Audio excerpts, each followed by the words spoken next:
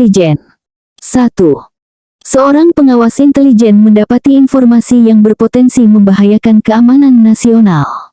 Langkah pertama yang harus diambil adalah A. Mempublikasikan informasi tersebut ke media. B. Melaporkan kepada atasan langsung. C. Menghubungi pihak kepolisian setempat. D. Melakukan investigasi mandiri. E. Mengabaikan informasi tersebut. Jawaban yang tepat dari soal ini adalah B. Pembahasan dari pertanyaan di atas yaitu, bahwa langkah pertama yang harus diambil oleh pengawas intelijen adalah melaporkan kepada atasan langsung. Hal ini penting untuk menjaga rantai komando dan memastikan informasi diproses melalui saluran yang tepat. Kita masuk soal berikutnya. 2. Metode pengumpulan intelijen yang melibatkan analisis data dari sumber-sumber terbuka seperti media sosial dan berita online disebut A. HUMINT. B. SIGINT. C. OSINT. D. IMINT. E. MASINT. Jawaban yang tepat dari soal ini adalah C.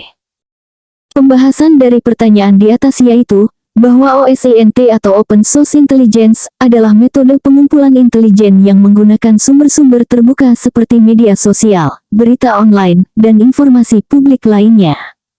Kita masuk soal berikutnya. 3. Dalam konteks kontra-intelijen, istilah honeypot merujuk pada A. Operasi penyusupan. B. Sistem keamanan digital. C. Jebakan untuk memikat mata-mata. D. Kode rahasia komunikasi. E. Teknik interogasi. Jawaban yang tepat dari soal ini adalah C. Pembahasan dari pertanyaan di atas yaitu, bahwa honeypot dalam kontra-intelijen adalah strategi yang digunakan untuk memikat atau menjebak mata-mata atau agen asing, biasanya dengan menyediakan informasi palsu atau akses yang tampaknya berharga. Kita masuk soal berikutnya. 4. Pengawas intelijen menemukan pola komunikasi mencurigakan dalam jaringan komputer pemerintah. Tindakan yang paling tepat adalah A. Memutus seluruh koneksi jaringan. B.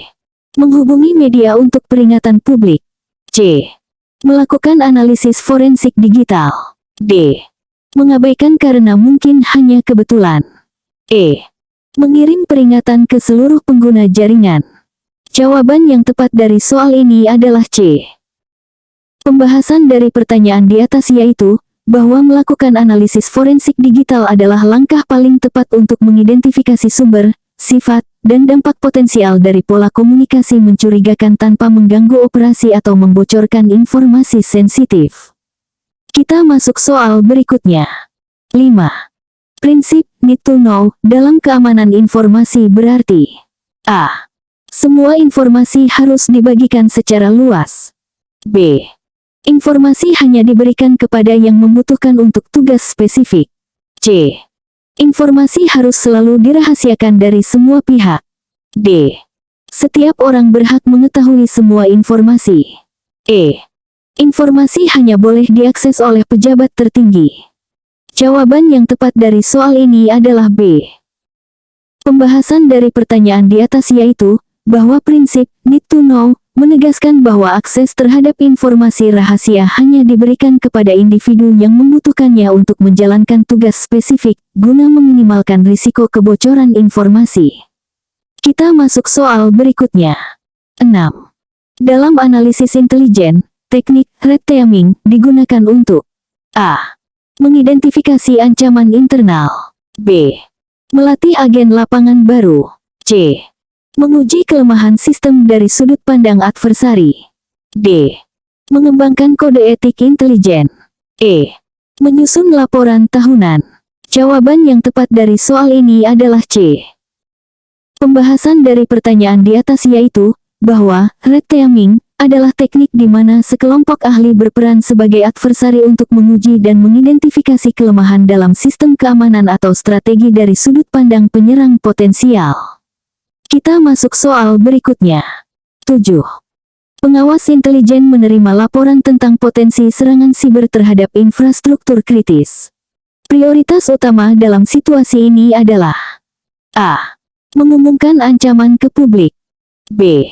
Meningkatkan keamanan fisik infrastruktur. C. Melakukan evaluasi cepat dan verifikasi ancaman. D. Menghubungi media untuk liputan. E. Menunggu instruksi dari pusat. Jawaban yang tepat dari soal ini adalah C.